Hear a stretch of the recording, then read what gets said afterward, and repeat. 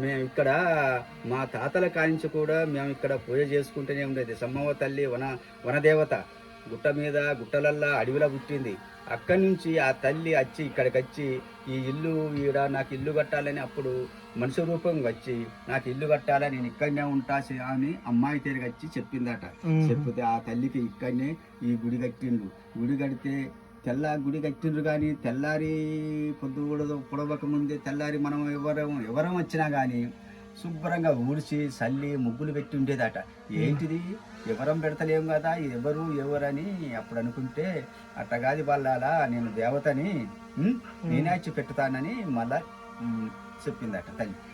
ఆహా, నేను తల్లిని, నన్ను ఒలుచుకోండి మీరు, నేను సమ్మవ్వ తల్లిని, నన్ను ఒలుచుకోండి, నాకు మొక్కండి, నాకు గుడి కావాలి, నాకు గద్దెలు కావాలని అప్పుడు అనిస్తే అప్పుడు మా తాతలు ఏం చేసిండ్రు, తల్లిని ఎట్లా ఏం కథ అని అక్కడ వాగు దగ్గర గద్దెలు